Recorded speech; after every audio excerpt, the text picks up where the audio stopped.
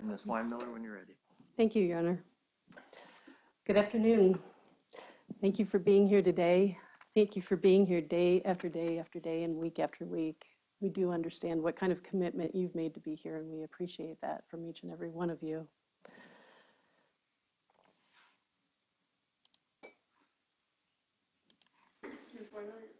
Yes. The American system of justice is unlike no other. In this country, we do not convict the accused person on suspicion, on conjecture, or on guesswork. In American courts, we insist that the prosecution prove the person's guilt beyond all reasonable doubt and with decent, reliable evidence.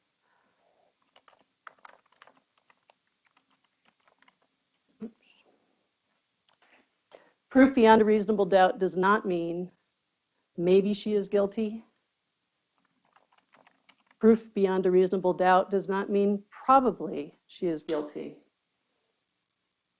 Proof beyond a reasonable doubt does not even mean almost certainly she is guilty.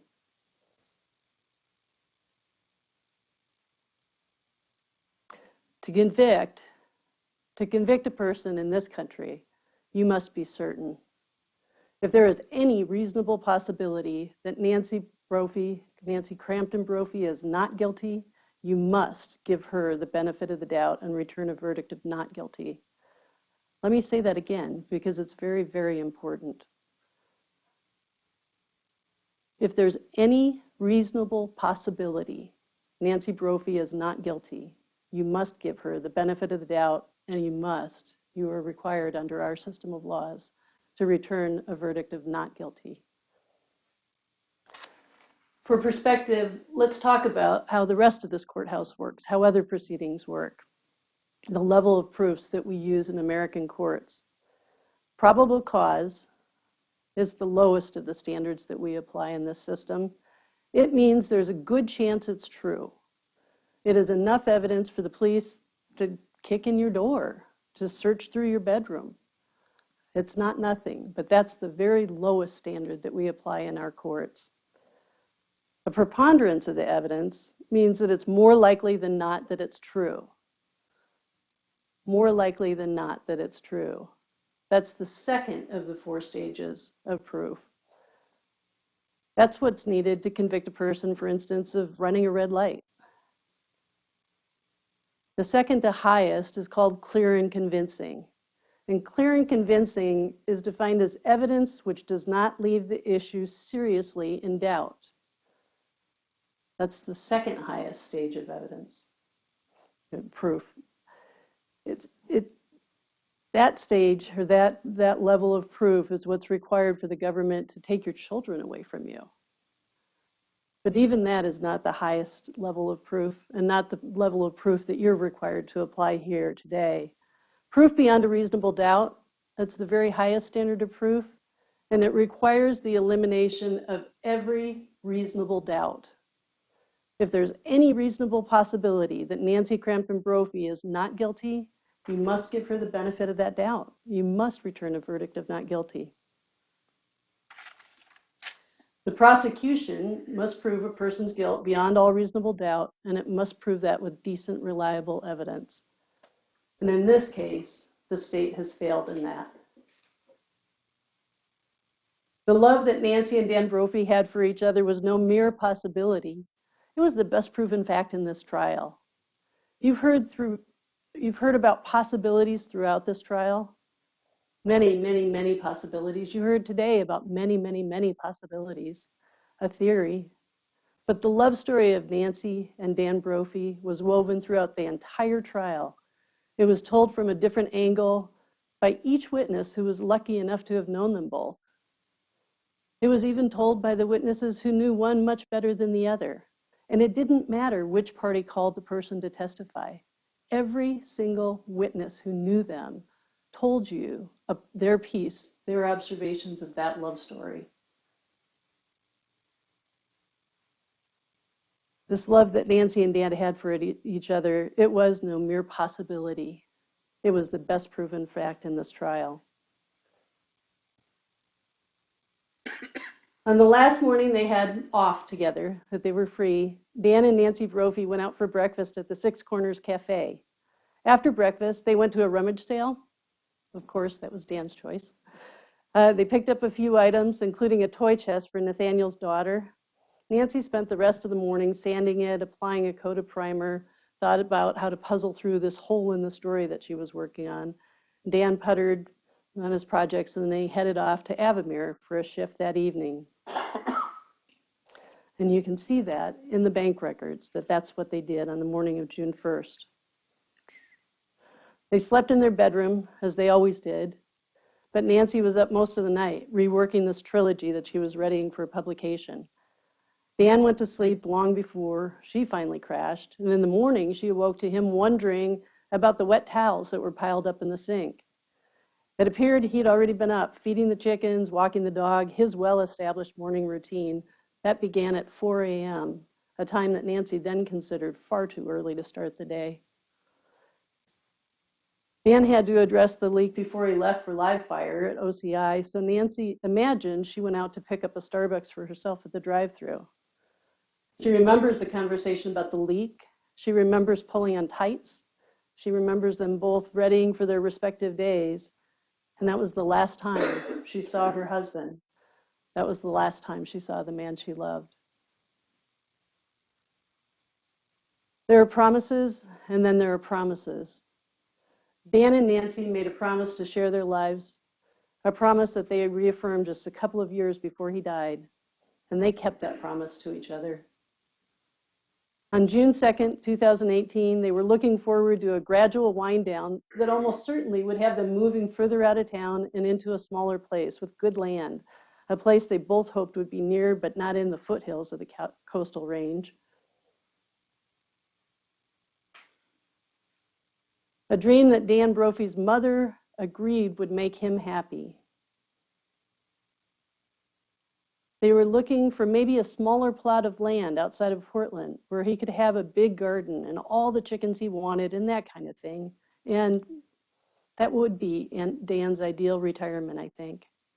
That's what she told you.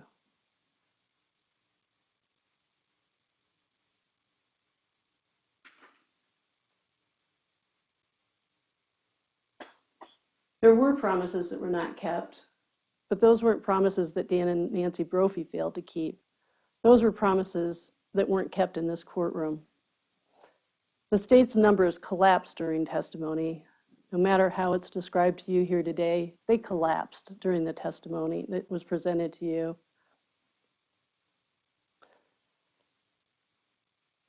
There was a lot of, it's possible, but what you were told in the prosecution's opening statement was that Nancy Brophy made claims on 10 different life insurance policies in which she is the beneficiary of over $1.4 million.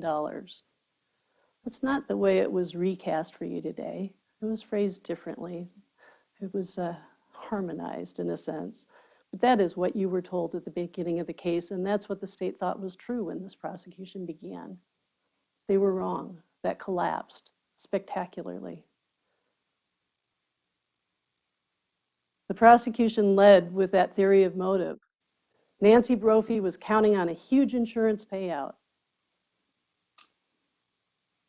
But that's flatly untrue. One of the most misguided claims the prosecution made to you at the beginning of the case was that Dan Brophy was worth more to Nancy Brophy dead than alive. That's why we brought in Dan Rubinson, the economist, the emeritus professor from Southern Oregon. He told you that even the standard economic calculation for the loss of a man with Dan Brophy's demographic profile is that he was worth $1,133,032 to his wife.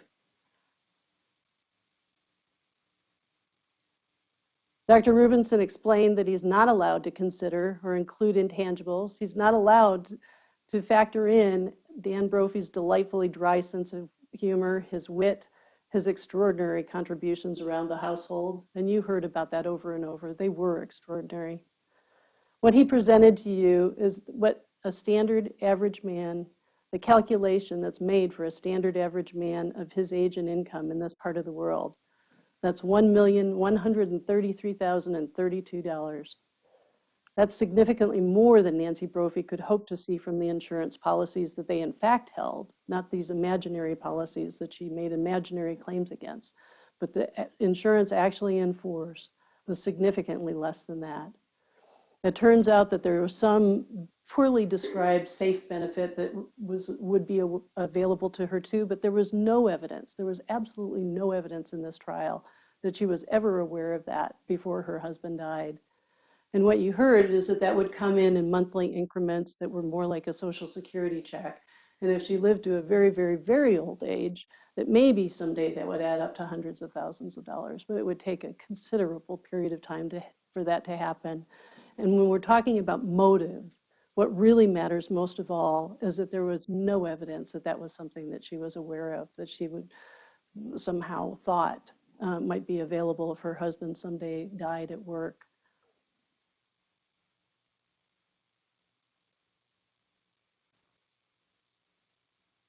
The bottom line is that Nancy Brophy was far better off, far, far better off with Dan Brophy in her life.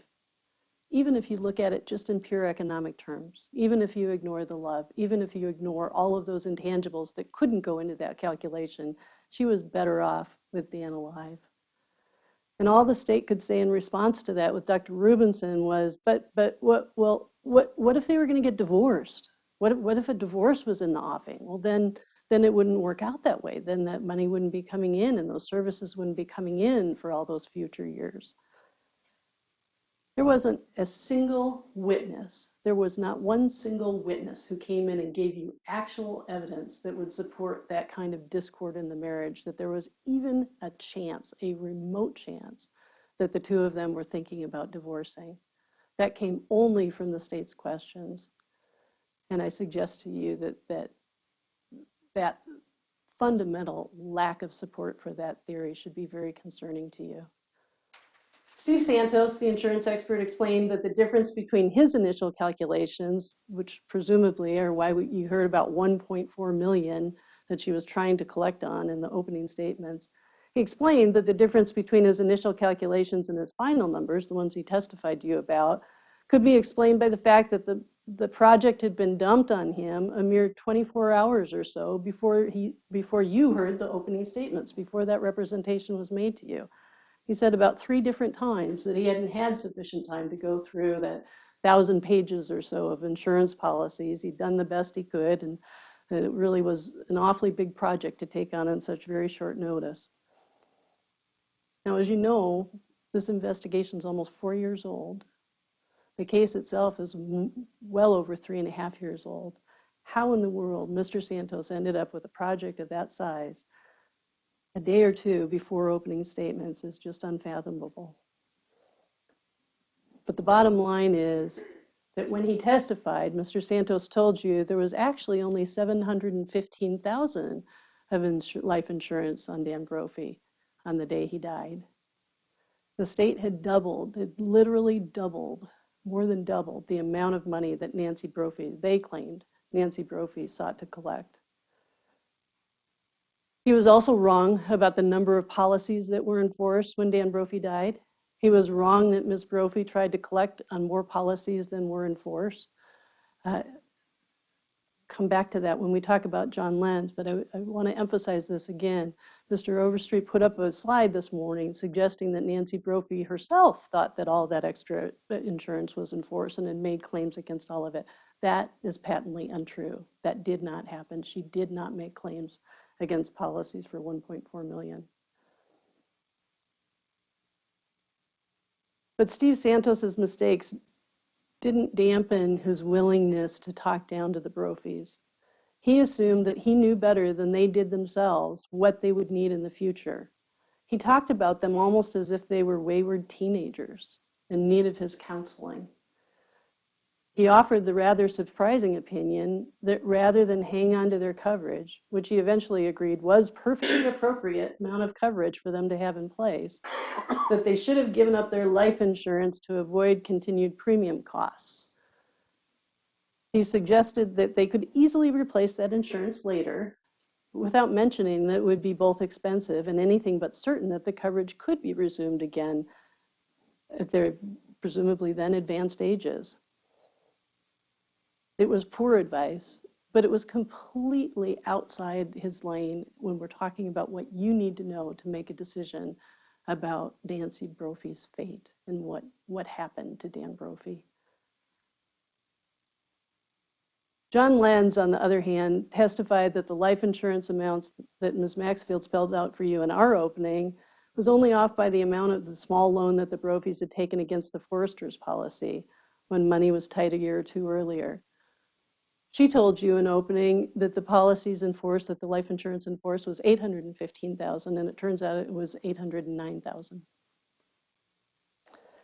John Lenz determined that the coverage on Dan Brophy's life had never, at any point in time, been any higher than $815,000. That there was no point at which all those extra Mutual of Omaha policies were actually in force all at the same time. 815 was a perfectly appropriate amount of insurance for the Brophy couple to hold on Dan Brophy's life. John Lenz also explained to you about how the American amicable riders could have provided a potential benefit even during Dan's lifetime if he developed long-term health complications that his wife couldn't manage on her own. He explained how the savings components of the two different policies worked, different from each other, and how the Brophies had used one to good effect already. He even explained how utilizing that as a cash source would mean that they could pay interest on loans they took out. They could pay themselves interest on those loans, just as they did with the 401k, rather than borrowing it from a bank or a financial institution or some other source that would require that interest be paid to it. They were borrowing from their own cash reserve. Now, you don't have to decide whether or not that was the perfect insurance plan, whether it's what you would do in their circumstance. You just have to understand that they were two thoughtful people that worked this out together. And for them, knowing that they were catching up and they didn't have huge assets to rely on in retirement, for them, this was a plan that made sense. And it's a plan that made sense to John Lenz as well. The takeaways from John Lenz were that Dan Brophy was not overinsured, with $809,774 available after the Foresters loan was deducted. The Brophies were not paying too much for that insurance. They were paying $778.58 by his calculation. I don't know that any of us have heard or understood completely where they were paying over $1,000 a month comes from. But what John Lenz told you after going through all of those policies and calculating which of the payments actually went to this coverage on Dan Brophy's life, that the amount that they were paying for that was $778.58. And he further told you that that fell within the guidelines that by insurance industry standards, which are not perfectly consistent. There is no one guideline. But when he went through those guidelines with you, he told you that that's an appropriate amount. That certainly as somebody who sells insurance and has been in that industry now for years, that he didn't think that was outside the bounds at all.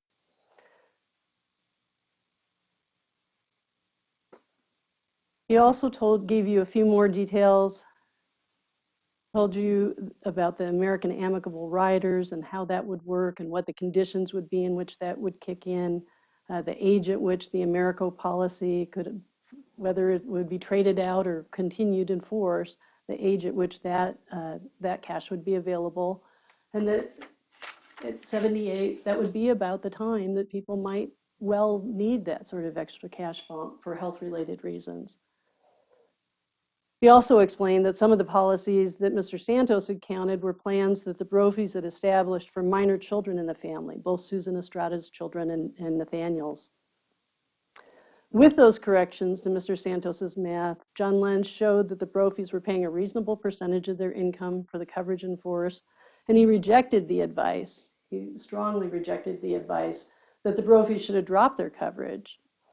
Instead, he took a much more realistic view of the risks of that strategy, and in his opinion, their policy choices fit their goals. I want to emphasize again here that whether or not you think that those are the insurance choices that you'll someday make for yourselves or have already made for yourselves, that isn't something on which any sort of criminal conviction should be founded. We're bringing it up because that's the theory of motive that the state led with. That's why you were told she did this.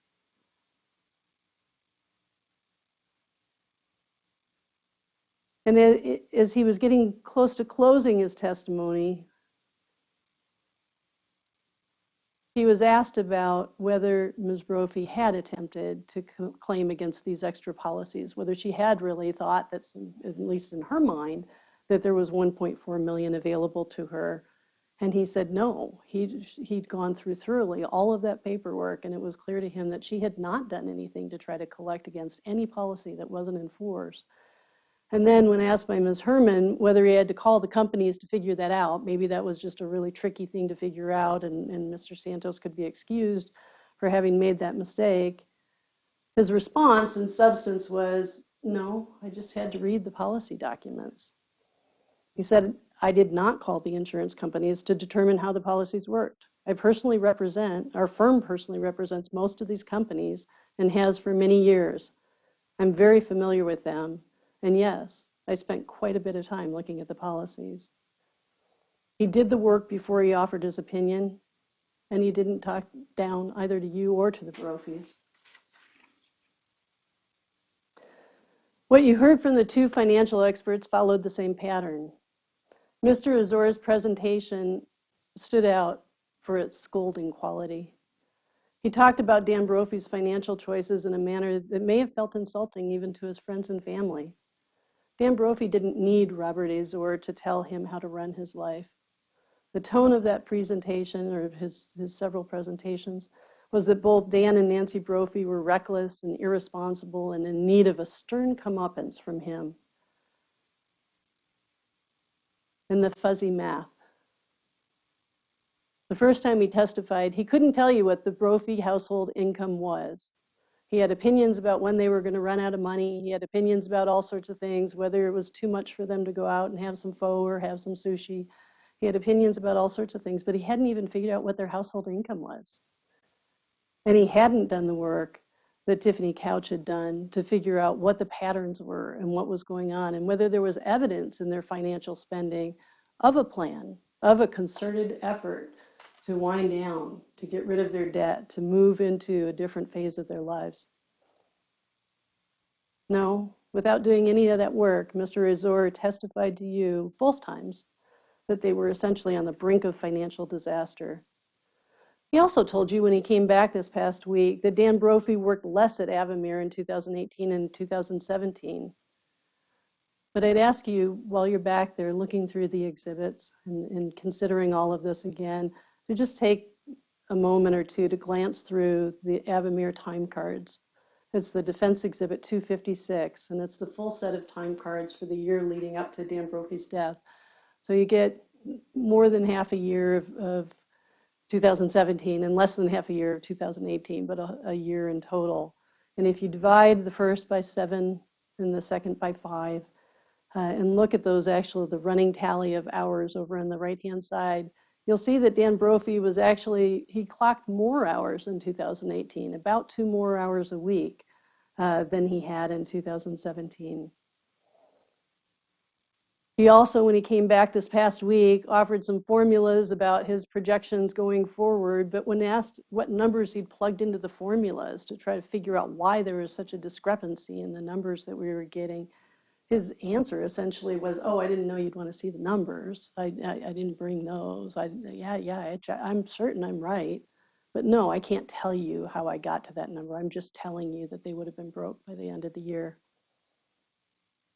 He did make one very important concession, though, during his testimony, and that was that if the Brophies had sold their house and they'd moved into a home that they could own free and clear, that would resolve their problems. That where they sat on the day Dan died, on June 2nd of 2018, that they were in a position then that merely taking equity out of the house, getting a smaller house, or maybe not even a smaller house, a house further out of town, a cheaper house, a nice house, but something that they really truly could afford, and getting rid of that mortgage, that would make all the difference. And you did hear from Paul Johnston, last week also. The realtor neighbor familiar with their property, the Brophy's property, lived right down the street. He said he thought they could sell it for as much as $700,000 if they cleared out the backyard and they returned it so it looked like a normal house, a property that would be attractive to many buyers. And Richard Freimark, of course, had come in earlier. He also is a realtor. He thought that they could sell it for even more if they did that. Of course, they would have to clear out the blackberries.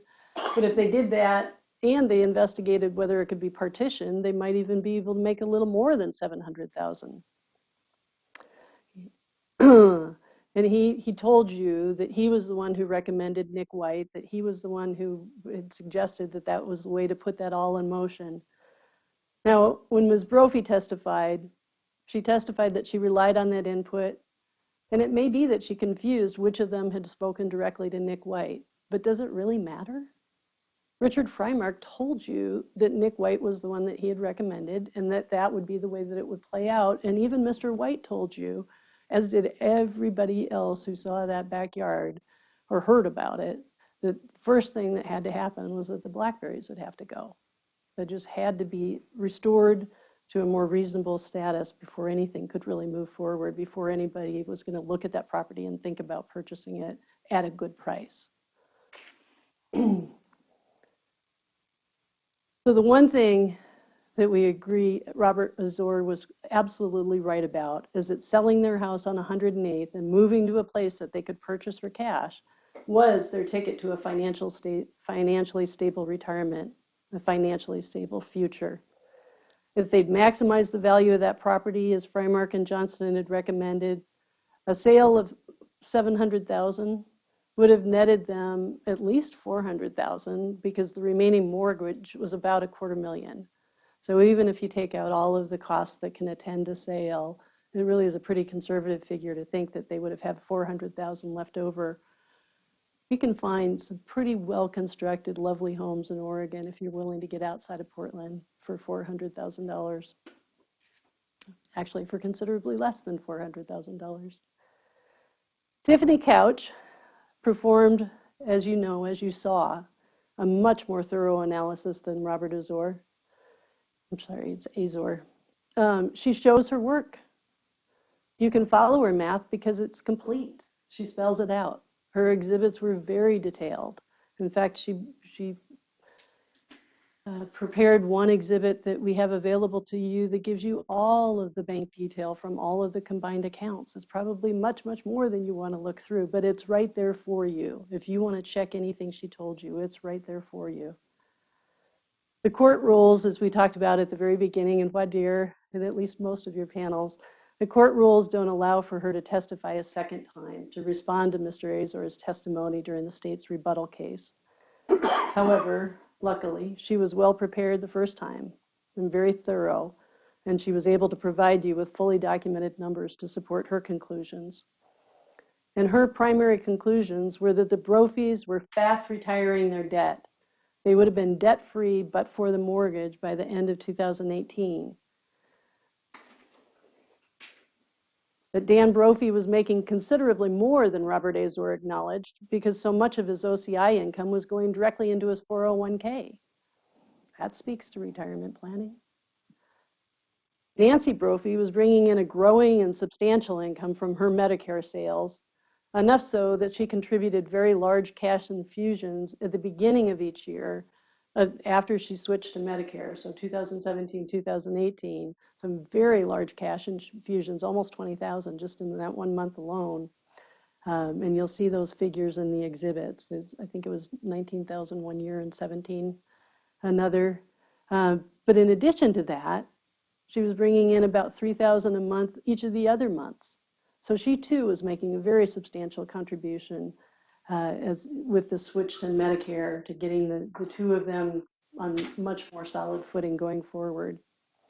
Dan's second job at Avamere, Nancy didn't make him take that job. I mean, you heard Tanya Medlin talk about how he would sing at work. It was 6 minutes away from home, and she gave him all the high-paying shifts. She gave him the cherry shifts.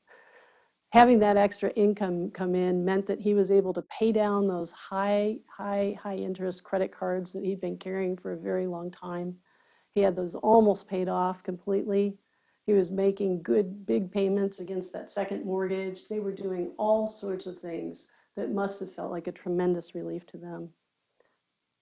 He was making more at Avamere, it appears, than he was making at OCI. And he was working close to home, and he obviously really enjoyed Tanya Medlin.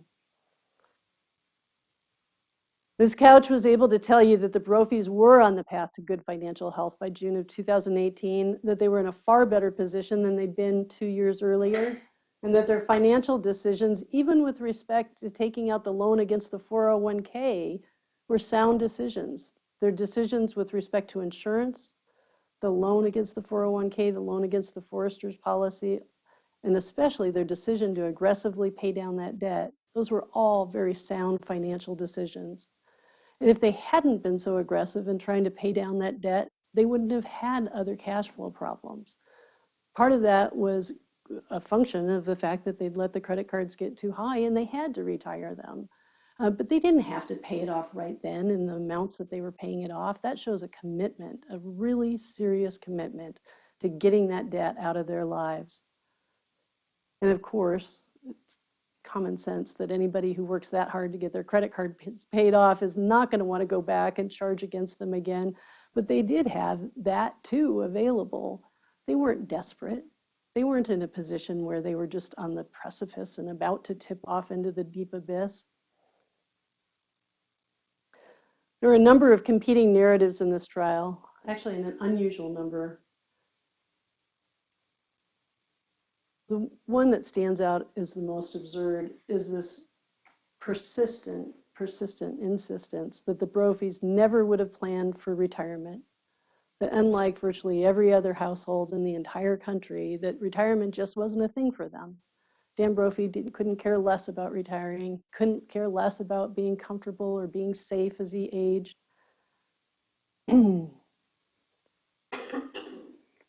And no matter how many times you hear that from the prosecution, remember that even people like Dan Brophy's own mother said, well, he was 64. Of course, I imagine he was starting to think about retirement. Who wouldn't? That's an excellent question. Who wouldn't? Who wouldn't be starting to think about it? And that takes years of preparation, as you all know. You can't just snap your fingers and decide one day, oh, well, I didn't save enough money and I've still got all those credit cards and yeah, there's some impediments, but I think I'll just, take the leap and retire now anyway. No, what Ms. Maxfield told you in the opening is that they had started a plan that was a plan that was going to continue with Mr. Brophy working.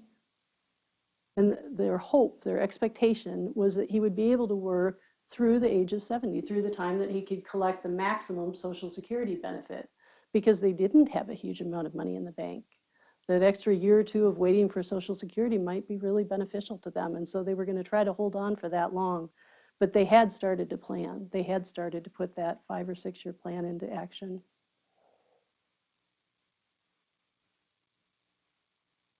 So what Ms. Maxfield told you in her opening, it was that plan was this, the retirement plan was this, that Nancy Brophy would begin to take her own Social Security benefits because she now was 67, about to turn 68. And she would build, that would bring in a little bit of extra money, and that would help because they were still at a point that cash was a little tight. She would build a book of Medicare commissions from her new career focus on Medicare. That Dan, and this is what you were told by Ms. Maxfield in opening, that Dan Brophy would work at OCI for about 5 more years until he could collect the full Social Security amount as he approached 70, and that they would investigate subdividing their lot and then sell their house, and that they were hoping to do that in 2018. The state, though, turned that on its head, or tried to turn that on its head, and asked witness after witness whether Dan had told them he was about to retire. That question was a red herring. It's a misrepresentation of what you were told in our opening. The plan was for Dan to work until he was about 70, until he could maximize his Social Security payment, and that was about 5 more years. The Brophies were financially astute enough to know that that could matter. And Dan did love to teach. He loved OCI. He enjoyed it. He knew the stimulation was good for him. That's absolutely true. He wasn't ready to quit, and his wife didn't want him to quit. They just needed to get serious about laying plans for a comfortable future.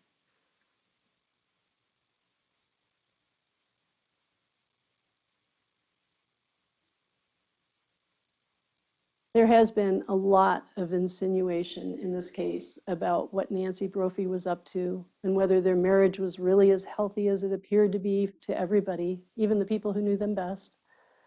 But not a single witness has offered even a shred of support for the prosecution's insinuation or supposition that the Brophies planned to separate or divorce.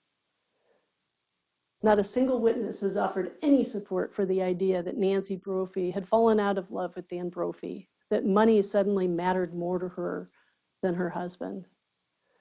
Now, you heard her testify that she has a degree in economics. She's obviously a very astute woman. She's obviously a very social woman. She has so many friends and so many resources. If she was all about money, if the only thing that mattered to her is how much her husband made, if his happiness was nothing, if being creative was nothing, if the fact that he was a world-class chef was nothing, do you think she couldn't have moved on before she was hitting her 25th year of marriage to him? That makes no sense. That's just an absurd suggestion. There is absolutely no evidence to back that up. It's just, well, we're sure she shot him, so she had to have a motive. So, well, here's one, maybe this fits.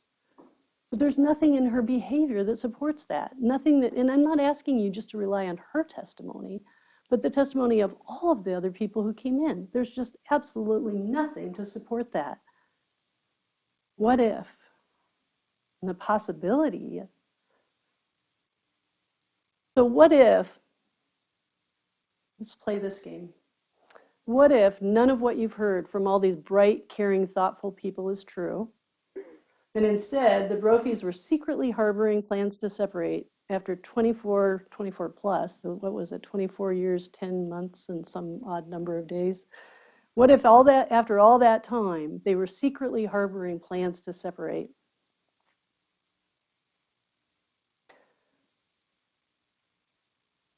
What if, the state's theory seems to go, what if Dan Brophy, instead of being the good man virtually every witness described him to be, what if he harbored a secret, cruel, selfish side? And he had decided that they should refuse to monetize their most valuable asset, their home, as they approached older age. They should eschew the financial stability that would result from selling their home. What if Dan Brophy didn't want to monetize the one thing that could bring them true financial stability in their later years?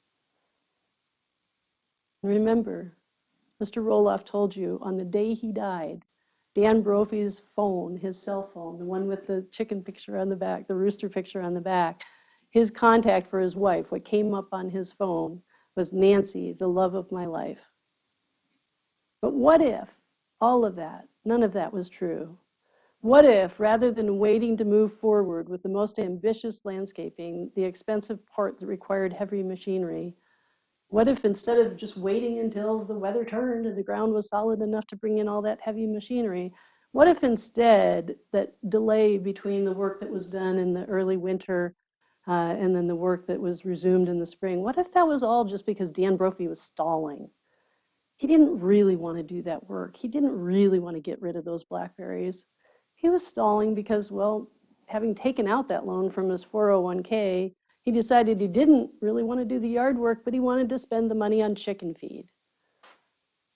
What if rather than needing some time to figure out how to tackle that Rubik's Cube of a problem he had ahead of him and cleaning out that house, cleaning out that garage, cleaning out that basement, what if just rather than having to take some time to figure out how they were going to do this, how they were going to stage this, Dan Brophy just put that whole plan entirely out of his mind.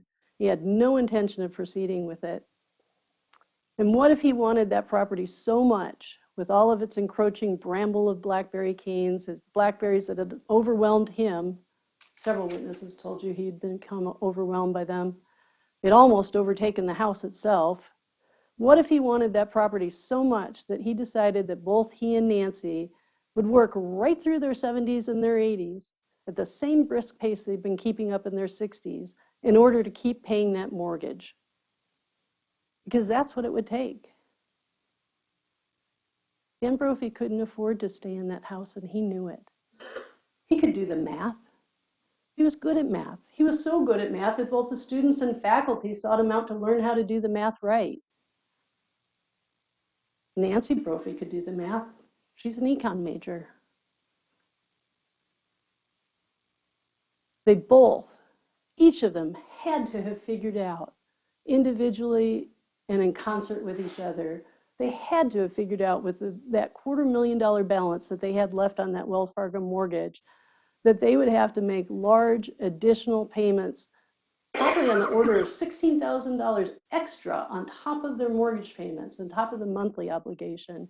They'd have to pay about another $16,000 a year if they ever wanted to own that house free and clear. That would take about another decade of their lives of making those kinds of extra payments to get to the point that they had that mortgage paid off.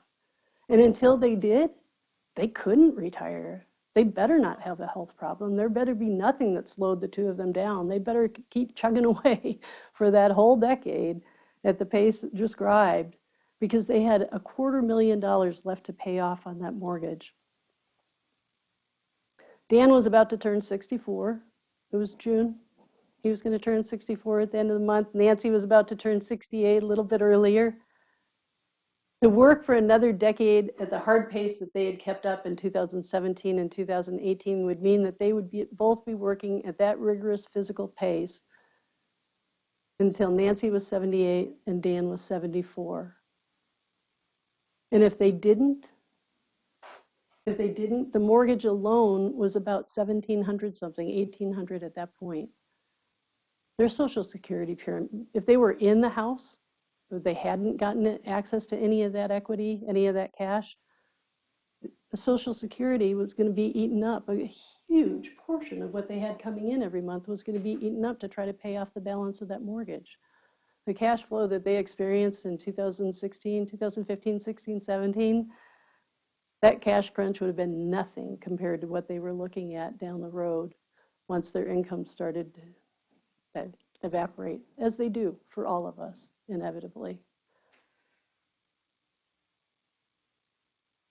Dan Brophy also knew biology. In fact, he'd majored in biology. He knew it would be a shaky plan indeed to assume that his body would hold up to the rigors of working on his feet. He was working in a hot kitchen on his feet. Through his mid-70s, maybe he'd pull that off. Maybe he couldn't. He knew that. He knew it would be an even shakier plan to assume that his wife could hold up enough to work to the age of 78.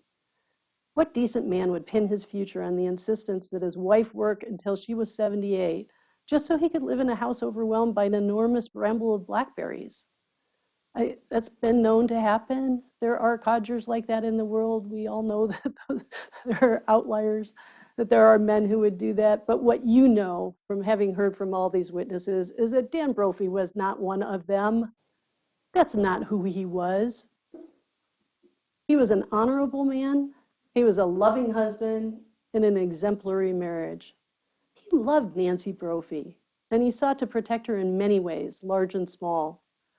The state's entire theory seems to be premised on the idea that he was not a man, that he was a man who would not hesitate for a minute to insist that his wife work until she was 78 because, well, because he said so. That's a fictional Dan Brophy. That's not the Dan Brophy you heard about from any witness who knew him. Not from Matt Gitchell or Delilah Marvell or Jack Brophy or Karen Brophy or Susan Estrada or Nathaniel Stillwater or Melanie Hamrickson, Tanya Medlin. Not from anybody. Not from a single person who knew him. The Dan Brophy you heard about, the Dan Brophy who actually graced this earth, was a much better man than that. That Dan Brophy adored his wife. He wanted her to live the last decades of her life as she deserved to live them. He wanted to enjoy his last decades with her, wandering the woods, whiling away the evenings with a glass of wine on the porch, living in a house they could manage with no debt, a house they could keep up even when they reached the point, as they inevitably would, that the only income coming in would be Social Security.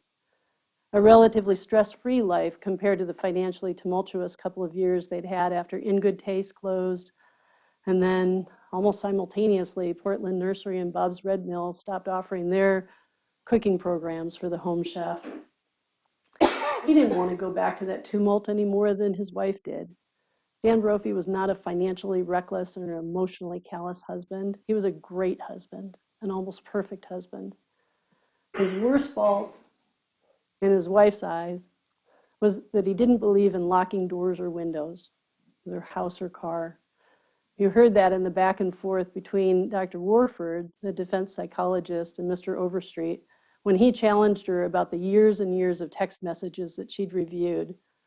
Dan Brophy's worst failing as a husband in his wife's eyes, the only time that she came close to getting crabby with him in that long exchange of text messages, was that he didn't lock up the house or car, but instead left the windows to the house open. A primary theme throughout the prosecution,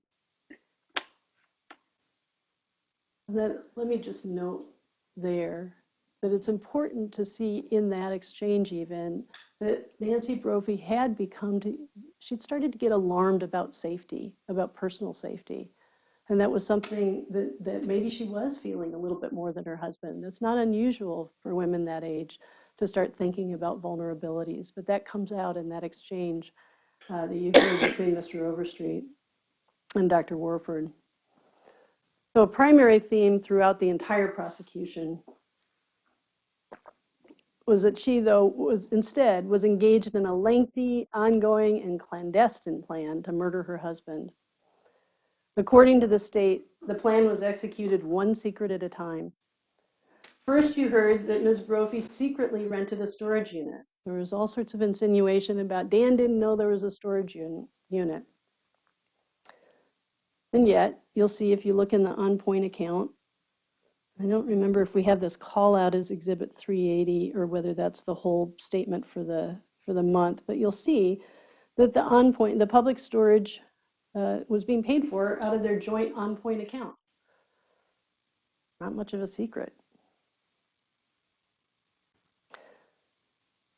And then we have the text exchange that you'll see. Our yard guy is coming by at 2 today.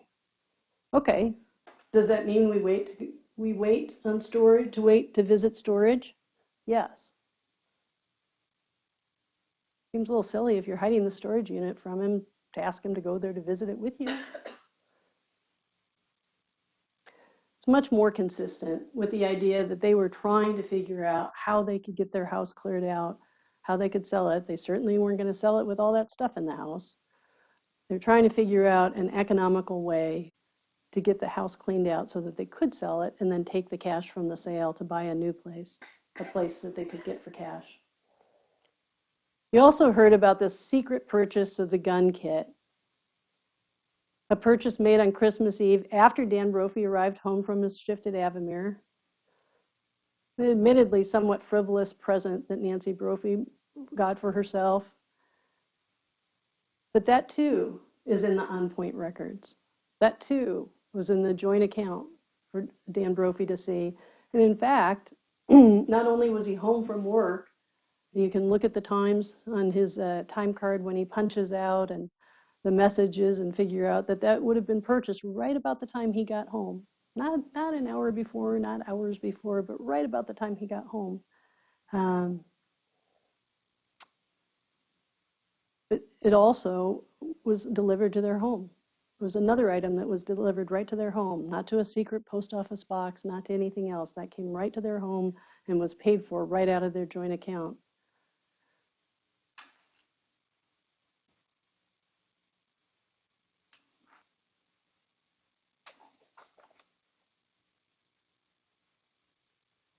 It also wasn't a secret from others. Linda Smith testified that Nancy Brophy had mentioned it to her ahead of time. Jesse Smith, Darla Luke, and Basu Lute were all aware that Nancy Brophy had this idea about the gun kit.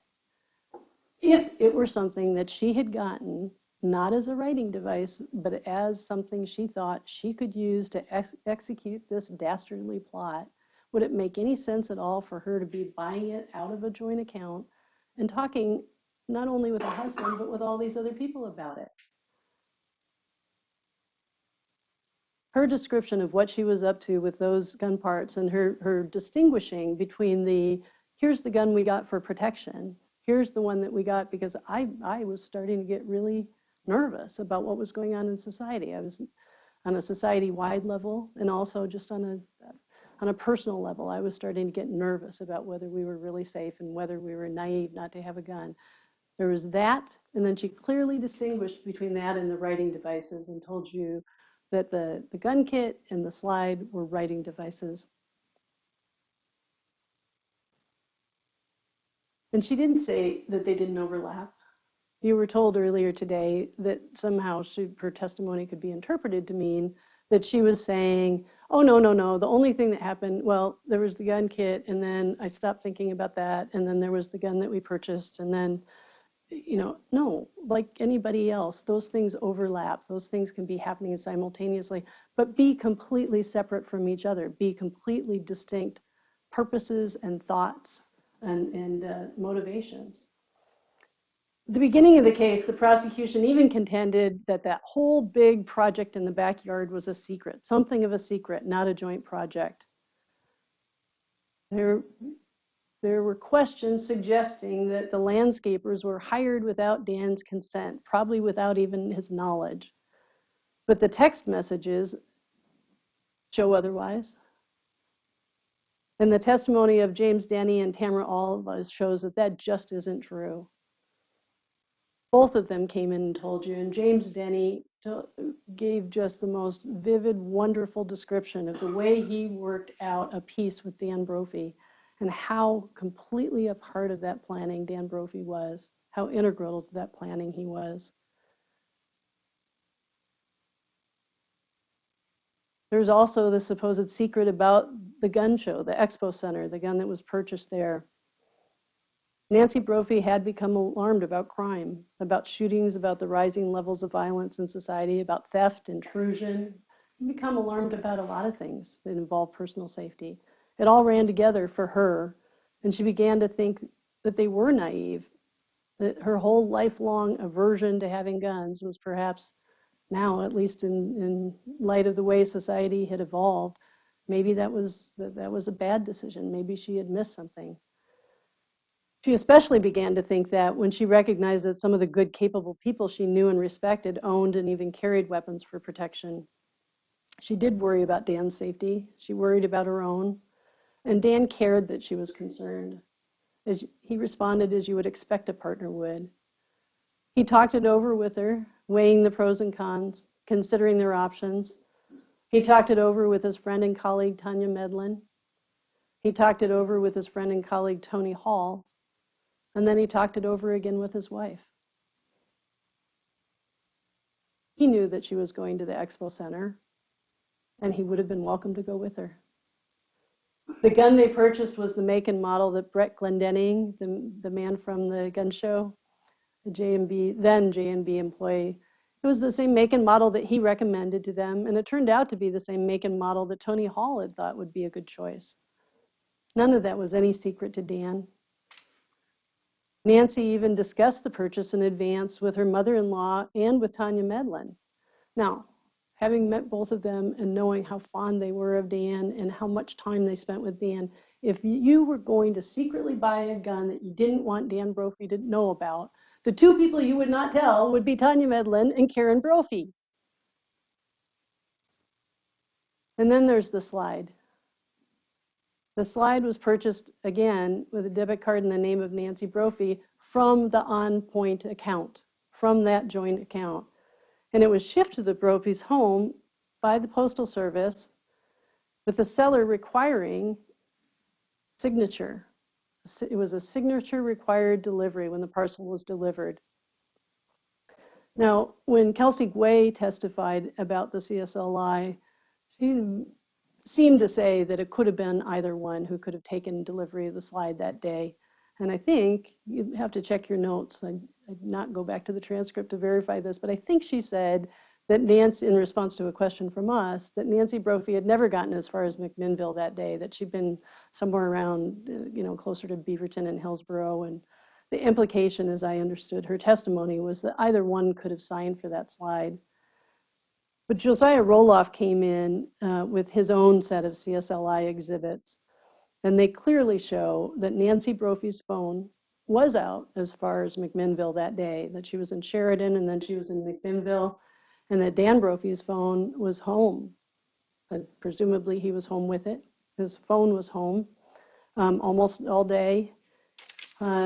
In this exhibit, you'll see that there's a time that one of the slides, and I think it might be page 7 of that exhibit. I don't have the exhibit number written down here, but it's the Josiah Roloff CSLI from February 28th, that Nancy Brophy appears to have been either in McMinnville still or just starting back to home at 2:56, which is about the time that they estimate that delivery occurred. And it appears really impossible from the work that he did that Nancy could have been the one who was home to sign for it that day.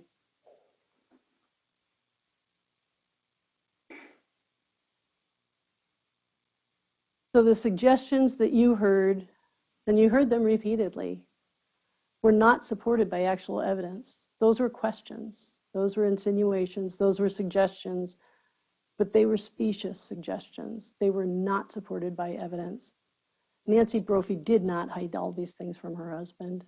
She simply did not do that. And you have no evidence before you to think that she was sneaking around and behaving in that way in her marriage.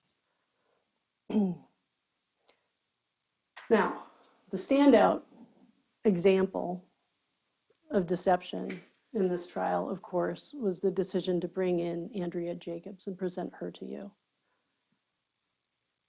Duplicity come to life right here in this courtroom. She's as untrustworthy as a convicted criminal could be. She had the gall to impersonate an IRS agent. She showed up uninvited, willing to work uncompensated for Dr. Haney to help him improve his medical billing procedures. She feigned innocence when it came to any sort of benefit that she might get for this. She feigned a lack of knowledge of this significant legal trouble that she's in, that there's at least one active, perhaps more than one active criminal investigation headed her way. She even pretended to be somewhat disinterested in what benefit she might hope to receive when she agreed to talk to Detective Merrill in Texas before they brought her up here. She did admit to you, though, grudgingly, quite grudgingly, that he told her in Texas that it would be of benefit to her to share information about this case. And you know from our exhibit 430 that the Oregon Department of Justice, in fact, had already written a letter to her lawyer, and her lawyer had sent it to her, telling her, informing her that there was this new active investigation that was about to be prosecuted. You also know from an exhibit that I don't think you've seen yet, but you will have available to you in the jury room, that she's been convicted of the offenses described. She's been convicted of bank fraud, filing a false tax return, false impersonation of an employee of the United States, that would be the IRS agent, and aggravated identity theft. The only thing you can know with confidence about her is that she is so untrustworthy that the U.S. Department of Justice actually gave a federal prosecutor permission to come into this courtroom where another entity is prosecuting a woman for murder, gave her permission to come into this courtroom to testify against Andrea Jacobs. Donna Maddox, that prosecutor, that former federal prosecutor, told you that her opinion of Ms. Jacobs' truthfulness is that she's consistently untruthful. Patrick McCarthy, the doctor out in LeGrand, told you that his opinion is that she's extraordinarily untruthful.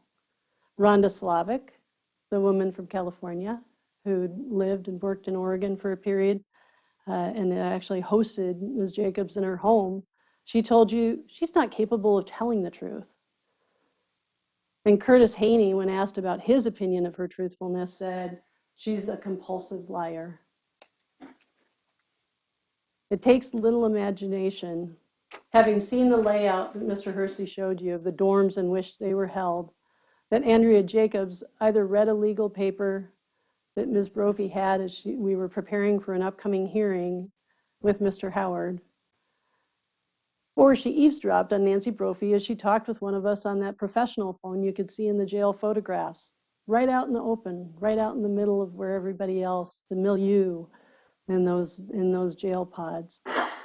And keep in mind as you evaluate whether that's the most likely way she came up with this information, that the years, the months in which all of this would have happened, that they could have been housed together, were during the pandemic. And you can imagine that jail visits, professional jail visits, were few and far between during that time.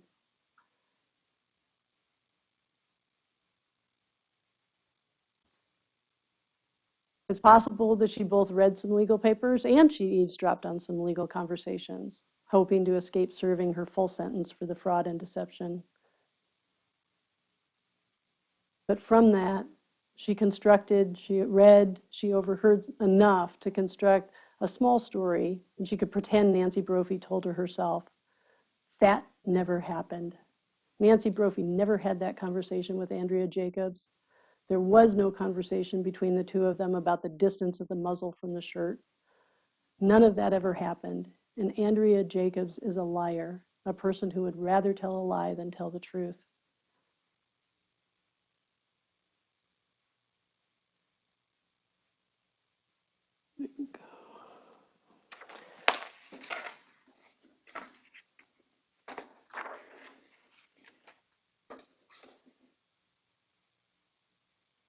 Let's review some of the other testimony that was unreliable. You were told that what happened at OCI the morning of June 2nd couldn't possibly have been a burglary, a robbery, some kind of theft, a property offense. Nothing was missing. You were told nothing at all was missing. You were told that by multiple witnesses affiliated with the state.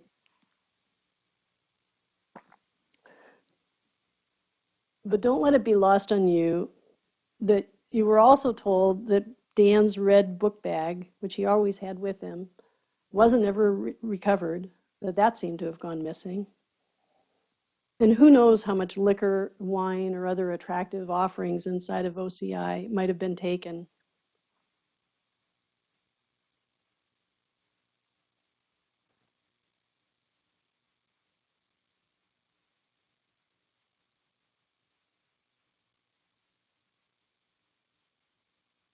You'll see when you get back into the jury room, this Exhibit 217 that we have up now in front of us.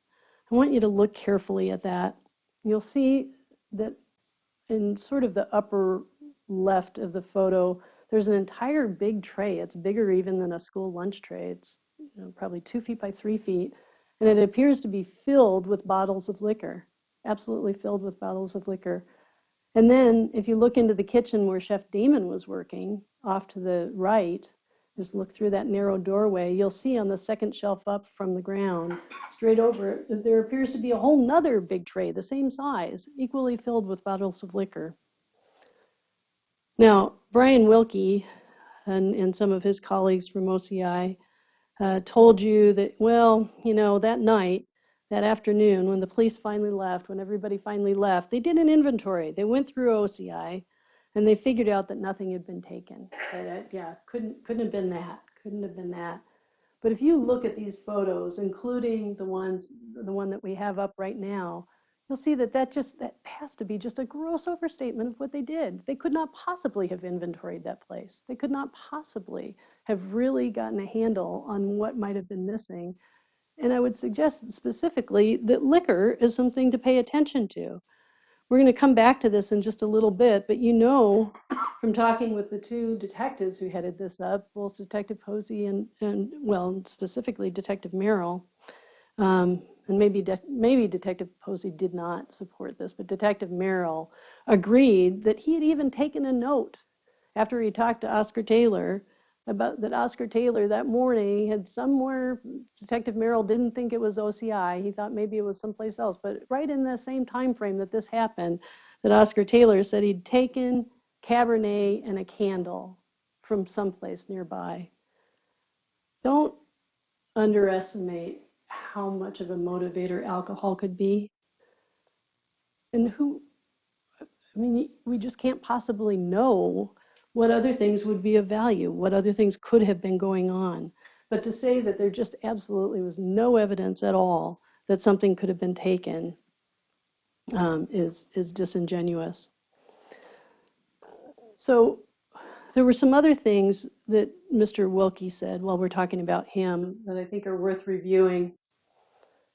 He did seem to contradict Officer Wells, who told you that she hugged Nancy Brophy and cried with her while they were waiting for the detectives to be ready for Ms. Brophy's death notification in the RV.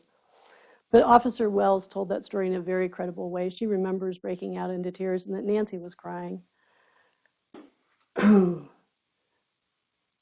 Mr. Wilkie also contradicted Nicole Barlow, the TIPS victim's assistance person who counseled Nancy Brophy right after she talked with the detectives.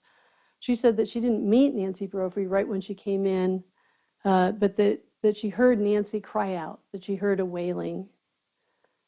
And even Mr. Wilkie says, even though he contradicts them about her emotional response, he contradicts himself actually about her emotional response too, but even he agrees, contrary to what you've heard from the state again today, even he agrees that when Nancy Brophy got there, he immediately made a beeline for her. He says he held the tape up and he ushered her in. He was the first person to get to her.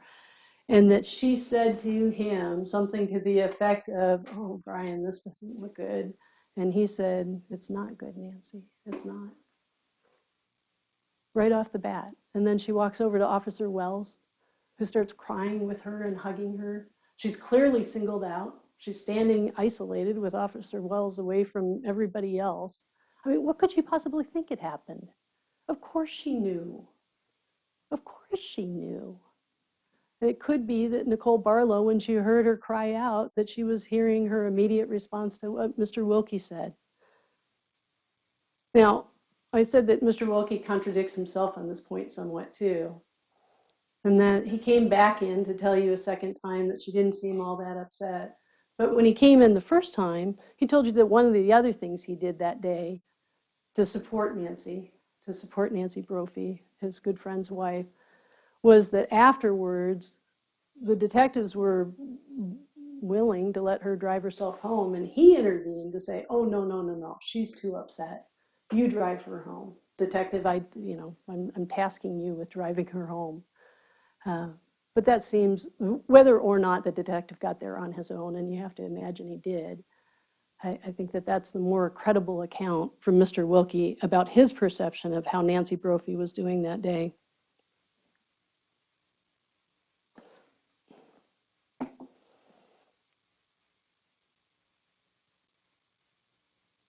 So circling back to Detective Merrill for a second and Oscar Taylor, keep in mind that not only are there these very large trays of what appear to have been, at least initially, full, I don't know what you call them, but like fifths or liters of alcohol, in pretty substantial quantity. But on top of that, there was testimony, I think, from Woody Bailey, and maybe also Tom Bethel, but Woody Bailey at least, about the fact that the restaurant that OCI was running did serve wine and beer.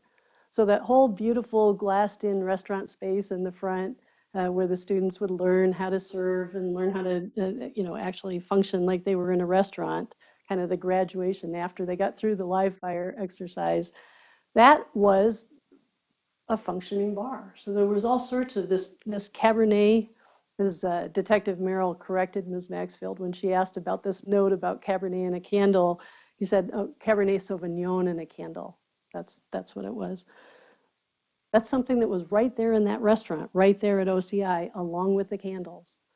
Mr. Bailey told you that the table service that they had the students put on did involve candles.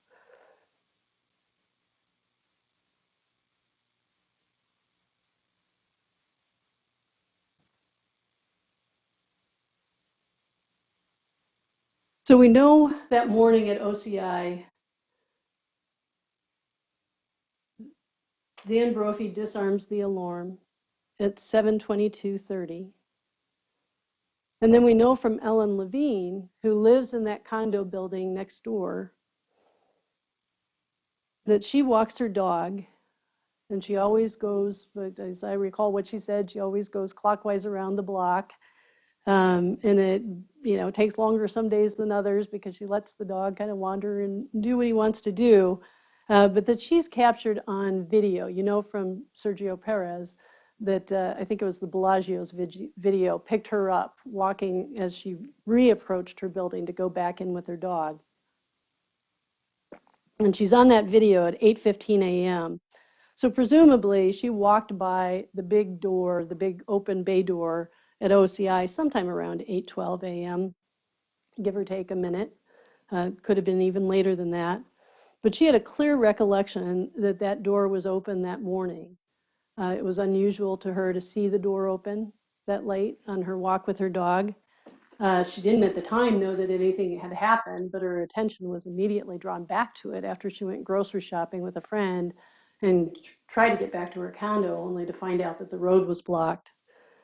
Now, I'm going to digress for just a moment here to tell you that Ellen Levine and the other people who lived in those condo buildings were never interviewed by the detectives. They weren't contacted. We found her. We found her just by canvassing the neighborhood and brought her in with that relatively important piece of information. But the people who lived, or were residents of, or staff, more importantly, the staff of the NARA Addiction Recovery Center that's right there in that same block as OCI, weren't interviewed. And the people from that condo building weren't interviewed. There were other than the surveillance video that was gathered by detectives, they had a specific purpose in going to businesses to get surveillance video. There was very, very little canvassing of the area that was done in the course of this investigation. But we know from Ellen Levine that that bay door is still open at, let's say, 8:12. Dan Brophy gets to work and undoes decodes the alarm that's on the regular door that's at the end of that long hallway. And he does that at 7:22:30. And then he does a whole bunch of things. You can see that he's done a bunch of things. Not only is the light on the coffee pot on, but he has in his pocket, the medical examiner agreed that he had 17 $1 bills in one pocket, and then he had, I think, $60 in the other pocket. Well, the 17 $1 bills would have been from that little pig, the cart in the student lounge where he had students put in money for the saffron and the other wonderful things that he had out for them to buy in small quantities and small affordable quantities. And we know that he had done that it wasn't just that he randomly had 17 $1 bills in his pocket, but he had an IOU from a student in his pocket too. And so he'd taken the time to go maybe restock the cart, but he'd at least emptied the piggy bank and kind of checked out what was going on with it. He had gotten some of the stoves on. You can see that a number of things had been turned on. He was in the process of filling up the water part of the coffee pot. And in addition to that, you can see in the kitchen where his live fire event was going to occur that day, that there are a couple of big racks over in the corner of the room. And on those racks, there are some fresh products that wouldn't have been left out overnight. Some bags of rolls and some things that look like the whole rack had been pulled out of that cooler in that big room over by the bay door. So we don't, of course, have a complete account of what Dan Brophy had done that morning before the intruder snuck in. But we do know, and I think Mr. Overstreet conceded as much in his description, that this all would have taken a few minutes, that some time had gone by after he disarmed the alarm before this intruder came in to shoot him.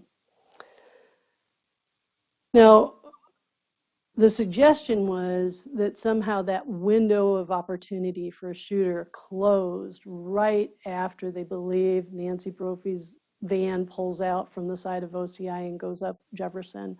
And let me be clear about this when I say they say.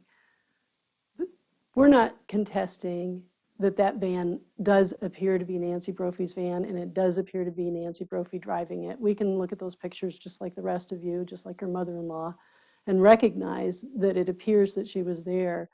But we do take issue with that, I think, absurd, cartoonish animation that they gave you that shows a red vehicle that's parked right in front of OCI right at the opportune time. We do not believe that they have shown you any evidence that would establish that her vehicle was coming out from 17th onto Jefferson, let alone that it ever stopped in that area. So that we do take issue with. But the window of opportunity, I think, because of the timing of that animated thing and the timing of the video showing the Brophy van leaving on Jefferson, Mr. Overstreet seemed to be saying that that window could only have been another couple of minutes after Mr. Brophy had gotten to the point of starting the coffee and getting the ice water ready. And I believe if you go back and check your notes, you'll see that the testimony actually was that he disarms the alarm at 7:22:30, and then at about 7:33, there are people starting to congregate in the back parking lot. None of those people have gone inside the building, and it isn't until sometime between 7:33 and 7:35, and we don't have an exact time for it. There are a couple different ways you could look at it, but it seems to be somewhere in that window of 7:33 to 7:35 that his colleague, Chef Damon, gets off the bus. She can be seen walking down Jefferson and then would have gotten into the building. So that window of opportunity is wider, I think, than is being described to you. But the window of opportunity that would have existed then for this idea that somehow Nancy Brophy had stopped, she just happened to be right there and had stopped and had gotten out and gotten into the building, that window of opportunity would have been very, very narrow when you look at the number of things that he had already accomplished that morning. And it's actually hard to imagine that unless he was running, that he could have gotten from his truck inside and done all of the things that had been done in OCI in time for her to then be seen a block away driving away at 7:28. Because the time between where she's seen down the block driving away and the time of the alarm stamp is 4.5 minutes. But you have to take some time off of that too, because if they were right, it would have taken some time to get back into the car and for her to drive away. So look at those numbers carefully before you decide that she really had the opportunity to do that. There is no evidence that she was on 17th, let alone that she was parked in front of OCI, and the timing just does not add up the way you're told it does.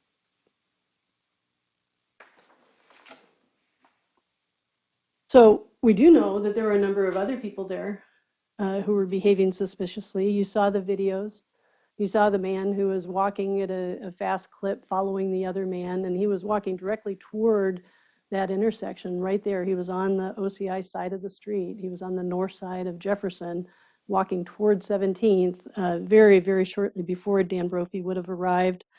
You saw the other people who were behaving in kind of an odd way, pacing back and forth. One of them looked kind of like a lookout. But the person of most concern, and we don't have proof that he had a gun that day. It isn't our job to investigate. We had no opportunity to investigate these things the way the detectives did. But the person that you do need to pay attention to when they talk about Nancy Brophy was the only person who had the opportunity to do this, she's the only one there, that's simply not true. They went to great lengths to lead you to believe, and the detectives told you Oscar Taylor had left the area until challenged about that. But Sergio Perez, who'd spent a lot of time poring over that video, was able to piece together fragments of videos from different businesses to show that, oh no, he hadn't left the area at all. No. What happened was that exactly as Dan Brophy is driving down Madison, exactly at the same time that he cuts off of Jefferson back to Madison and he's come down to the back of OCI, exactly that time, Oscar Taylor has turned the corner from Jefferson onto 18th, and he's walking toward that intersection of 18th and Madison that Dan Brophy's about to drive through. And then, and this too came out very grudgingly. It took a lot of extra witnesses coming in to try to piece this together. But then it turns out that those students who are waiting to be let into OCI in the back of the school, that those students actually see a man who fits Oscar Taylor's description. He's right there at OCI. And he does have a record.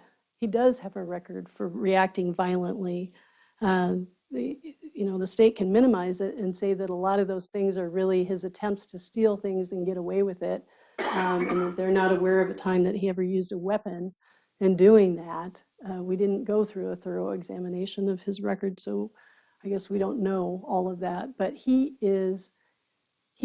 has a history, even by the state's own admission to you today, of reacting violently, reacting badly when confronted about the fact that he's taking other people's property.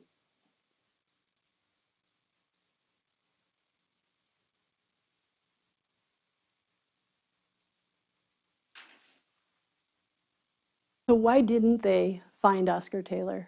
He was known to them. They said they recognized him when they saw him a couple days later in Gresham or outer Northeast Portland.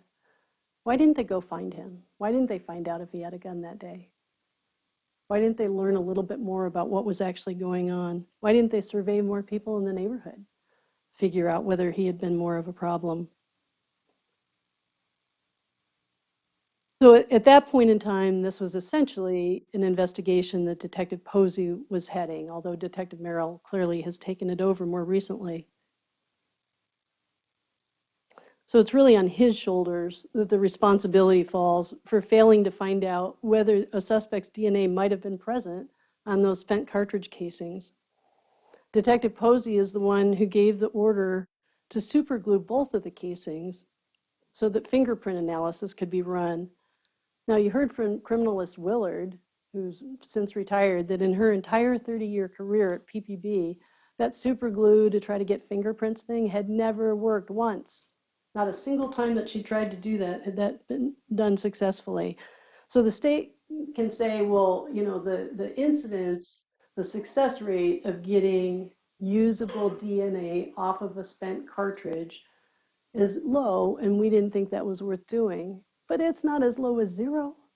You heard from Karen Lawless what the science is, and that science was already known in 2018.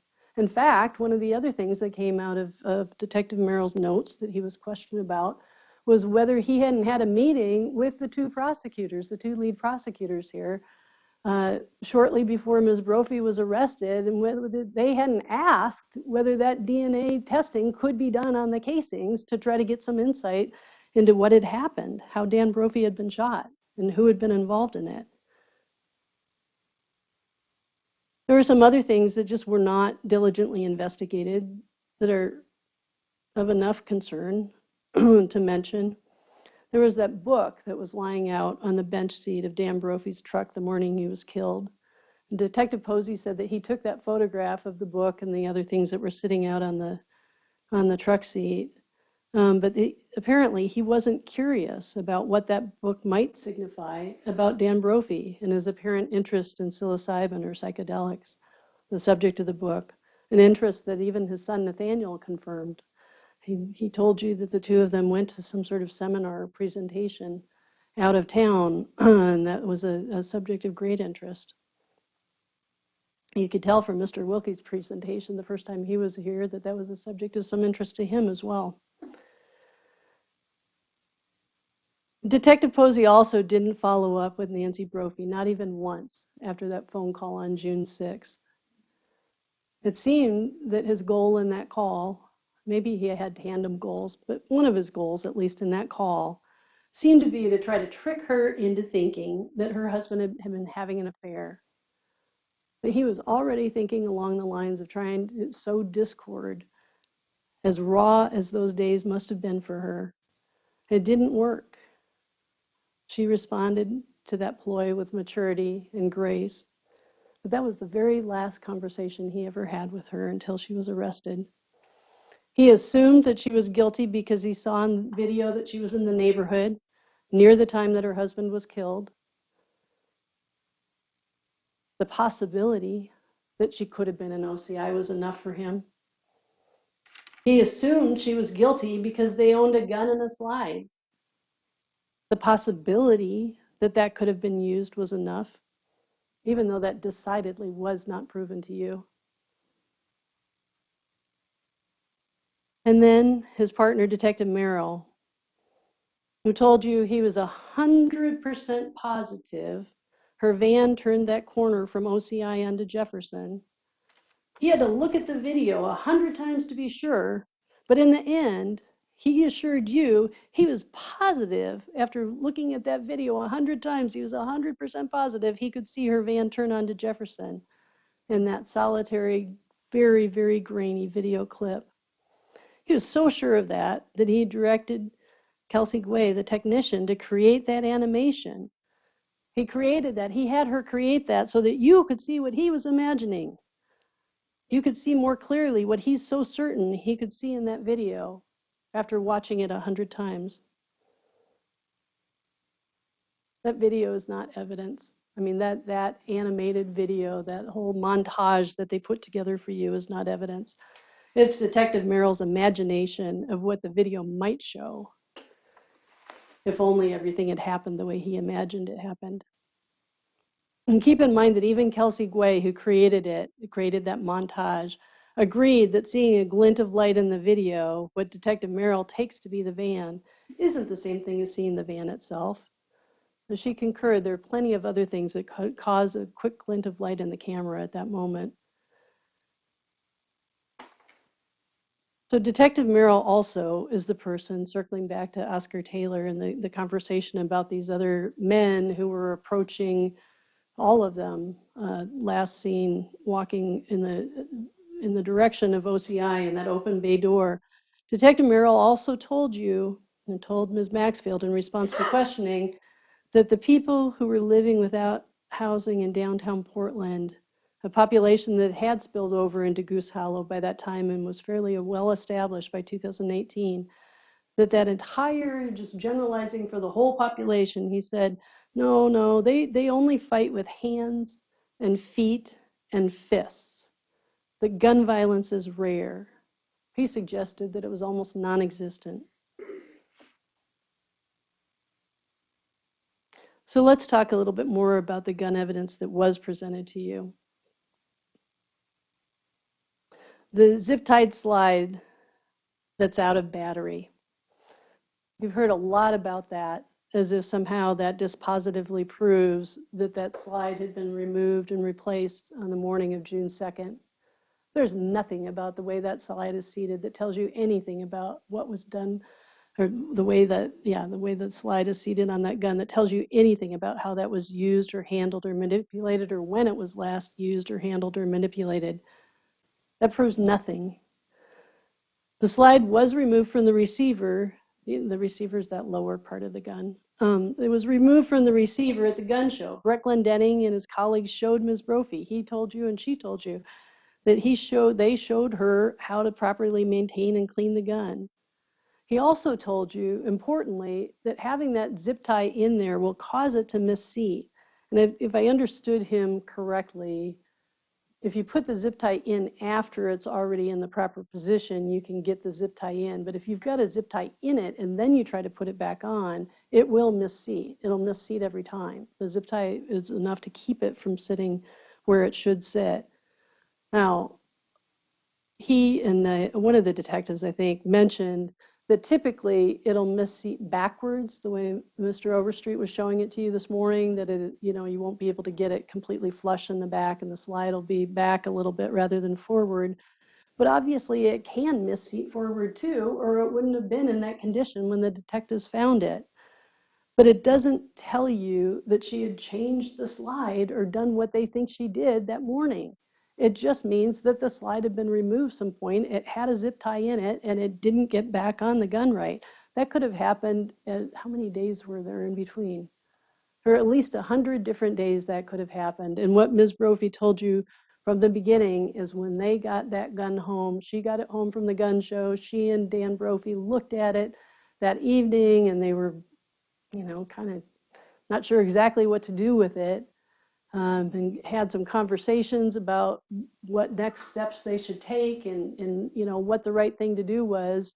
And she got as far as trying to do what Mr. Glendenning had showed her, part of it, and then was just sort of like, this is going to have to wait for people who understand this better to walk us through this, because this is just, it's not, kind of over my head. It's not my thing. Nothing. I don't mean to interrupt. Is this a convenient time to take a pause, or would you prefer a few more minutes and then we take a pause? Actually, this will work. Okay. All right. Let's take our afternoon break now and be back on the record at 4.